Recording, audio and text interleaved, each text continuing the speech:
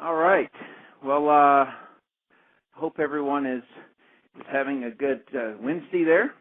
I'm in lovely Park City, Utah, and I'm just bringing that up because in a few short weeks I'll be saying I am calling from Park City, Utah. I'm snowed in. I can't get even my Jeep out of the garage, and so we're loving the weather while we're here. I want to share with you kind of what I evaluated in determining whether or not I wanted to come on board and be in Ariix, and hopefully it allows you to use the same points. If you have a different set of criteria, that's fine, but I can tell you that these particular ones are from me being in the industry for now 23 years, evaluating, looking at a lot of different companies, consulting leaders, being interviewed by Larry King, various different things that led me to be able to evaluate a company the way that I do. The very first thing that I look at is whether or not the company is going to go long term. If you've got a company that's 10 or 15 years, it looks pretty good that the company is going long term, provided, of course, they don't switch on you and decide that they're going to take the company retail. And that's a very, very common thing, by the way, so don't think that that's a rare thing. It just means that you haven't heard it yet. But I assure you that there are many, many companies that occurs with. So basically you go out there and you make the product valid. You make people reach for it so that then the company can then take it to a retail company and say, look how many sales that we have, look how valuable this is, and so then the buyers of that company say, yeah, it is good, we'll pay you X amount of dollars. The company gets bought out, and all the distributors' agreements are terminated. And so just because a company is older doesn't necessarily mean that the company is going to go long term for you. All right. So, but if you're looking at a new company, there are particular points that you have to evaluate. And the main point I want to make on this is that companies don't grow, companies don't build no more than buildings build. It requires a human being. And so anytime you're evaluating a company, you have to go inside and take a look at who it is that's actually operating the thing, who is responsible for it growing or failing. And so I drive in on that. Two primary people that I evaluated was Fred Cooper and Mr. Mark Wilson. And those two people I had worked with for 8 years, 7 to 8 years, prior to looking at Ariix. And they were with another company, a $500 million company. I was on the inside of that company often, and so I knew who got jobs done, who did things. Any of you can observe that wherever you go, you can see those people who are getting things done, and then you see a group of others that are watching people who get those done, or they might assist in a particular way. But there is normally one or two people that really make things happen, and so I had observed that. I knew them quite well, and when you can't do any deeper forensic research than if you know them for a period of time. And that means that I knew how they treated their friends, how they treated their family, and how they treated their enemies. And so that was the basis of my evaluation. I felt very, very comfortable of them leading. The company that they built, $500 million company, was the most efficiently run, publicly traded network marketing company on the New York Stock Exchange or any exchange. And so that bodes very, very well in my evaluation that they'll be able to do it here. And so if you can just imagine that there were a pile of leaders that transferred out away from that $500 million company to come here. That didn't mean that they're like typically the way these companies start in this industry is that you'll have one are two people who will step out. Normally it's a distributor, and normally it's some corporate person. And then they basically have to choose who's going to wear what hat. And when you start seeing many family members in the same building, then you'll know that probably they didn't choose the best person for the job. They brought in their family members to run the company. And so you're betting your future on it. You are betting your reputation on it. And it has never been something that I was willing to bet. All right, so that tells you a little bit about whether or not the company will go long term. I feel very confident that it will. The second thing that I evaluate is whether or not the products are going to sell outside of the network. This is a limiting factor, meaning that I have witnessed when products don't sell outside the network, you get the conversation of saturation very quickly, because the only consumers of the product are the people who are building a business. Where if you have a product that is valuable to the consumer on the outside of the network, meaning if they don't want to participate in the business, but they want the product and they continue to consume the product, that is normally a very valuable company from the product standpoint. And I'd like to walk you through, and if you have the ability to take notes, I would highly advise you to do so. And the way I want to picture this is that there is a mall analogy. And so everyone, if you will, just picture that you have that you're looking at a mall. And like we've got a mall here in Salt Lake City, and it's called Gateway Mall. And so you picture your own, and I want you to just picture that on either side of the mall, you'll have something that's very common. You're going to have what's known as an anchor tenant. And an anchor tenant is a very large tenant. So typically you're going to have Nordstrom's, you're going to have a Macy's, Saks Fifth Avenue, Neiman Marcus, something like that. That is very common. The other thing, and what is that? What does that represent? What that represents is that's the flow of traffic. In other words, they're the people who get the traffic in the door.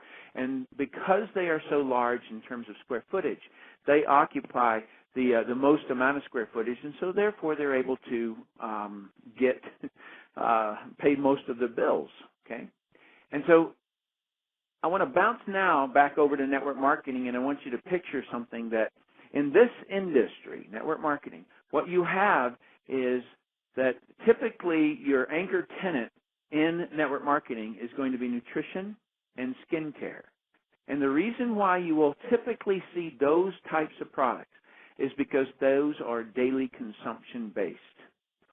And so if you want to build a very stable business that you're going to have for a long term, then what you really want to make sure is that you get those daily consumable items. All right, so that's going to make up your anchor tenant. So as Ariix is growing, it's starting out in what I feel is though very accurate, very proper positioning, and that is that they're going to get that anchor tenant in place. And then skincare is going to come into place.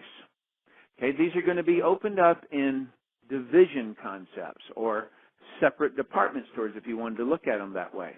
And where that is very valuable to you is that it allows diversification, not just in product diversification, but in recruiting diversification. The kinds of people who will do skincare might be a little bit different than the people who will do nutrition. And so it gives you a diversification.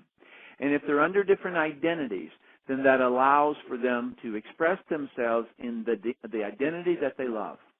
And so where I'd like to jump off just a second, have you look at the way a lot of companies run themselves. They'll open up, and there's some wise man that walks across some Outback or some,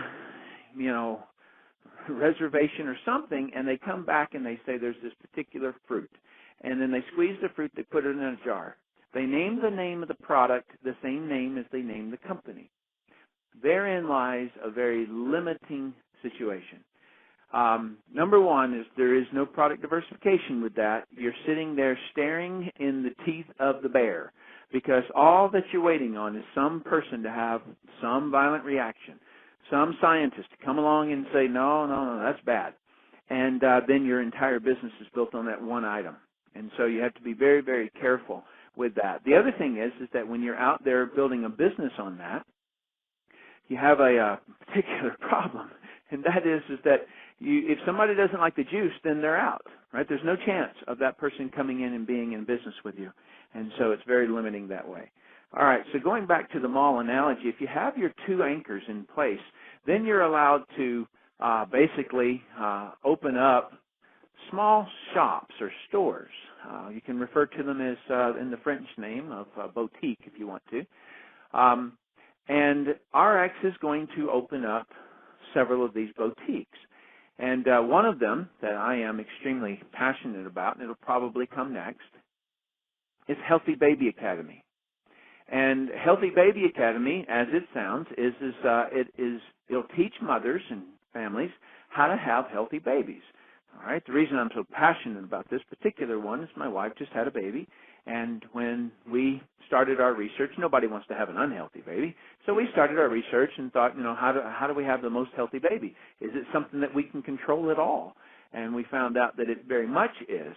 And so as we put together the pieces so that we could have a healthy baby, and what I mean by that is that where mama isn't in pain the entire pregnancy, where her delivery is not a catastrophe, and where the baby is as birth defect free as possible. Okay, so that was kind of what our criteria was in evaluating this. So Healthy Baby Academy, of course, will drive both divisions. Okay, so if you think about nutrition and you think about skin care, our skin care line is going to be focused exclusively on non-toxic skin care. There's a extremely well-known scientist in the toxins world, and he makes the claim that the skin care that a typical person puts on their skin is more dangerous and more destructive and toxic than if you were to smoke every day. And so that the one criteria that the whole mall is going to have is that it has to be very healthy for you, and it cannot do any damage. And so when you start hearing people talk about that acceptable quantities, there's no acceptable quantity of a poison. All right, there just cannot be. And so that's going to be our primary direction on that. So Healthy Baby Academy would be like a boutique store. Healthy Home would be another one, so that we educate people about their home, about products that can go in their home. You show me asthma, I'm going to show you Lysol in a house. Some of these things that we get, our kids get, things like that, it's because of the environment that we live in. And so Healthy Home is going to be a very, very good division, if you will. Healthy Finance is another one, and if you think about that one for just a little bit, there's a lot of difficulties that are going on right now in the economy. And so Healthy Finance would be one where we teach people how to buy real estate, how to trade stocks, how to handle their taxes, how to incorporate LLCs, corporations, things like that. And so that would be Healthy Finance. And so I hope you can see that the way this whole company is going to grow is by divisions. And I've never seen a situation to where anybody has done this right. And I'll tell you why I think that is because I've never met a company that actually knew who they were. In other words, network marketing companies often think that they are product companies, and they are not. And so when I look at what Ariix is doing, what it knows is that it is an opportunity company. It knows that what its job is to offer opportunities to people who want to build their own business, utilizing the resources of the company. And what resources am I talking about? Well, product divisions, country divisions.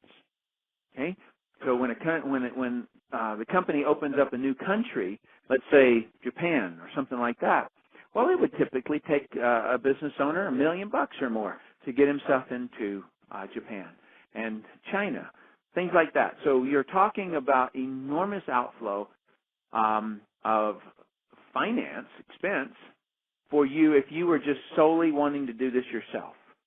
And so you get to utilize the resources of Ariix in order to grow into these other countries. And so this mall concept is very, very significant. And it's probably one of the fundamental reasons why I'm in Ariix is for that purpose. And so really evaluate that. If you take a look at the products that we've got now and you say, you know, ho-hum, not that big of a deal, you got to understand where we're going. Of course, we're going to have drinks, and we're going to have meal replacements, and we're going to have weight management. We're going to have various different things inside that nutrition facility, if you will, that big giant thing. We're going to have those things. But when you're a brand new company, what you want to do is you want to build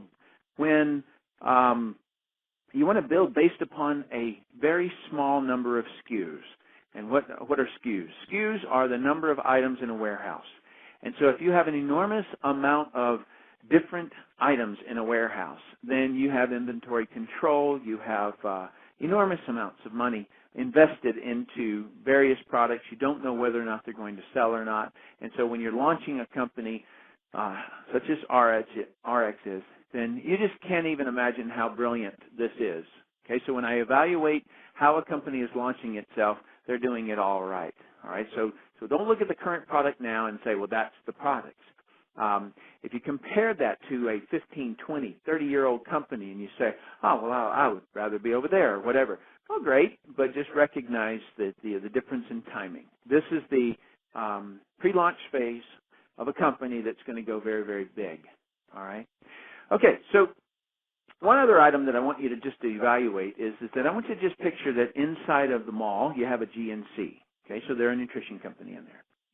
And inside a GNC you have a person who is selling nutritional products, if you will. Okay, so there's a clerk there. They typically get hired. They're in college or something like that, and so they sell products inside a GNC. You also have the person who owns the franchise. Okay, so they put GNC there. And then external from there, you have the person who sold the mall. Recognize when you're talking to someone as to whether or not they are the person that wants to be inside of any one of these particular divisions selling the product. Do they want to just focus on that one thing, meaning like a franchise, like that's going to be one boutique shop that they're going to focus on, versus people who sell the mall? The person who put the mall there is not doing anything wrong. They're not illegal. You know, you might say, well, they're not selling the products. Well, the person who put the mall there aren't either. But yet there's millions of dollars of products moving out of the facility that he put there. So right now, if I were to differentiate those for you, right now the focus is, in the pre-launch phase, is we're looking for people who want to put the mall there. Find people who want to put the mall there. And then a little bit later on, we're going to be able to diversify quite a bit there, and there's going to be people who are just crusading around Healthy Baby Academy. And they may or may not even know about these other divisions in the company. You know, they don't even know about it because they're just, you know, focused on that one thing, kind of like the GNC. They're just focused right in there building that. And so, you know, if you're one who just really, really likes to focus on one thing and one thing alone, great. If you're a person who likes to sell the whole mall, find business owners who want to position malls all over the world, doing great. All right. So that's the products, and I absolutely am certain that they will sell outside the network. Number 3 is whether or not the company will grow. I have nicknamed this the mojo. They've got the mojo. They've got the momentum. They've got the magic. And this is something I tell you, it was so confusing to me for so long that I would find a company that had remarkable products, fairly priced, but they just can never get the company to grow. The company is 15 years old, but they cannot get past $100 million in sales. Why in the world is that? Well, because they don't have the mojo. Now, what's the mojo? Well, the mojo is that they were never able to attract the leaders, those leaders who just inject that life force into a company. And so Ariix has the mojo. We just crossed 20,000 people in 3.5 months. All right, that's insane. That's insane growth. You cannot fathom how big of a growth that is for us already in just a pre-launch phase. And so many, many companies do not grow. So few people know how to evaluate that correctly. And companies sometimes try to buy leaders, and that rarely works out. Ariix did not buy me. I got the same comp plan that you've got, all right, and I wanted it to be that way. Number 4 is, will I be compensated well for my efforts? This has to do with the compensation plan. If you've heard we're a binary, that's correct. If you've heard that we are a uni-level or level-based company, that's correct also. There are 2 compensation plans. There is no way anyone can dislike our comp plan, all right, just simply because they took everything that's great about a binary, and they kept it. Everything great about a uni-level. And what I love about a uni-level is that it rewards you residual income for a long, long time. I'm still being paid off of what I built between 1990 and 1995. I'm still being paid for that. Good, large money, right? So when I was talking with Mr. Fred Cooper, and he is the gentleman who wrote the compensation plan. He was teaching math at the University of Utah. Okay, brilliant, brilliant guy. He's written a lot of compensation plans, knows this better than anybody that I know of. And I know a lot of people who write comp plans. And I told him, I said, look, I need, in order for me to go out and talk to the big people out there, I need a comp plan that's going to give them a residual income. I have been around companies where been working for 15, 20 years. They're not making the money that I made in 5 short years. And they're working like a dog still. And I said, I want a business that I can show them residual income. And he said, what did you have where you were? And I said, I was 5% down 7 levels. I was 5% down 6 levels deep. And he said, okay, I'll give you the 7th level. Wow. Wow is all I can say. That is humongous. And so that's on the uni level. And then on the binary side, I'd never worked a binary before. But I'll tell you now that I've been building it, I love it. I absolutely love it. It forces a person to build teammanship. And that means that you're just building 2. And you build that 2 until you're making $2,000 a week in income. And then you can build another line. And then you can build another line. Well, where I was before, I built 16 of those lines. And so that would be 16 times 2 per week. Okay, so it's a very substantial compensation plan. There's no doubt in my mind that I'll be rewarded well for my efforts with Ariix. And so that was one of the criteria that I checked off. There's also a lot of other things in there, just so that you know. I'm not giving you all the details. Luxury car bonus that you get, $2,000 a month for a car bonus. It's a nice car, all right? And it is so achievable. Once you're making over $250, you start accumulating the car bonus, and so it's just substantial. And then the last item that I evaluated, item number 5, is whether or not the training will produce a successful representative. All right, now what does that mean? That's significant to me, is that in my past, because of my background in the U.S. Navy bomb squad, there's a difference between in the definition of training. Okay, so if a person is going to go out there and wrap their knuckles around a bomb, then how you defuse that bomb is so critical.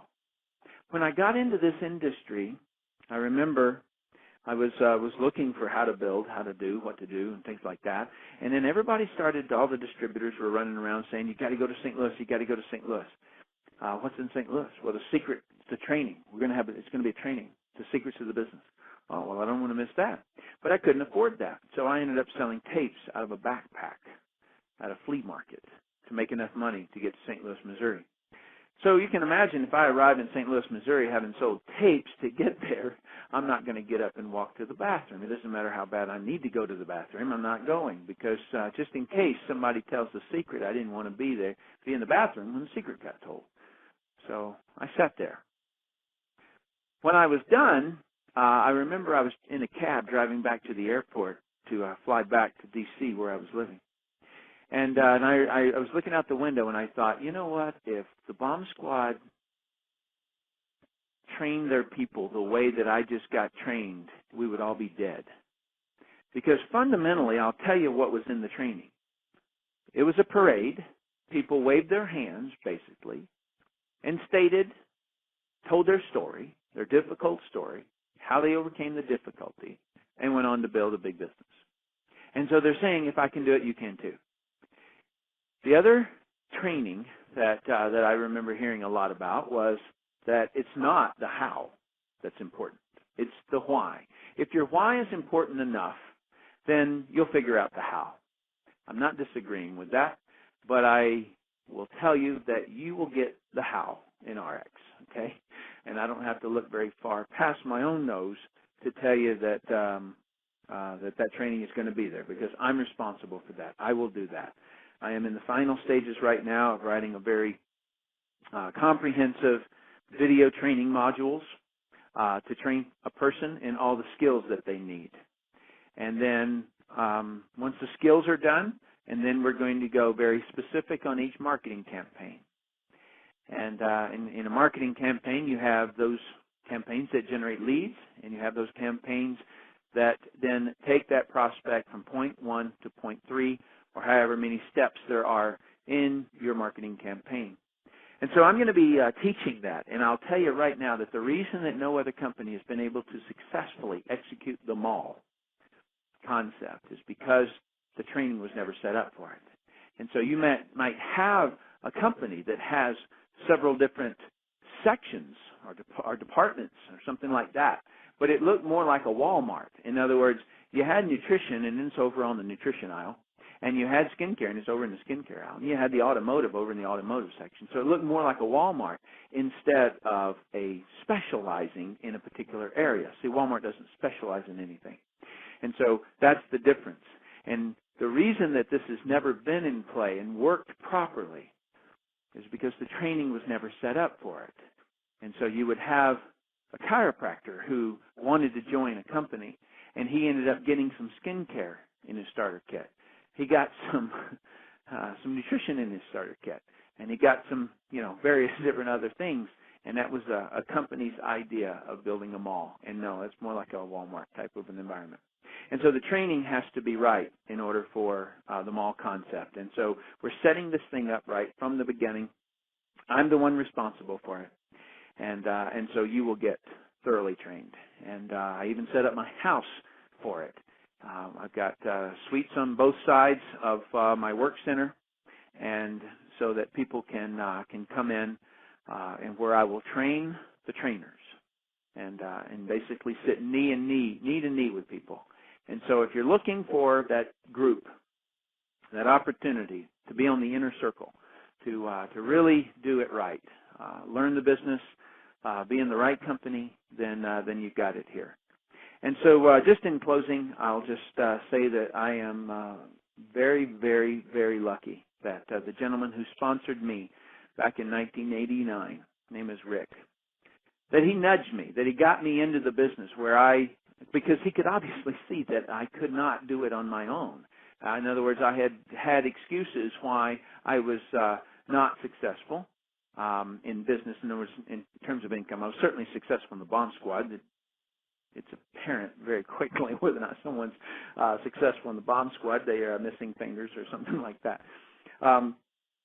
So he was fortunate. I'm so fortunate, is what I'm trying to say to you, is I'm lucky. I'm fortunate that he nudged me a little bit, and so I'm going to nudge you a little bit as well. I strongly encourage you to join us if you want to. There are 3 primary positions that a person normally sits at after they review this information. I call it the ABC. C means see you later, no thanks, bye. And we are certainly good with that. Why? Because your relationship with the person who got you on this call is more important to us than anything else in the world. And so feel comfortable in saying no thanks. A B is as I may be, and if that's you, call the person that got you on this call and say, hey, I'd like to get the health package. And if you're an A, and an A is absolutely. You don't see, you haven't seen everything. You don't have all your questions answered and all that stuff, but you probably hear enough to say, hey, I'm in. I want to be in that inner circle. I want to build in the pre-launch phase. I want to have that maximum upside potential. that comes from being in the beginning of a company. And so if that's you, if you're an A, then man, I can't wait to shake your hand. I want to just alert you that we're having an event in Salt Lake City, Utah in November. It's going to be November the 12th. And so you don't have to sell, hopefully you don't have to sell tapes out of the back of your backpack to get there. I would strongly urge you to be there. You will get the how-to on the training.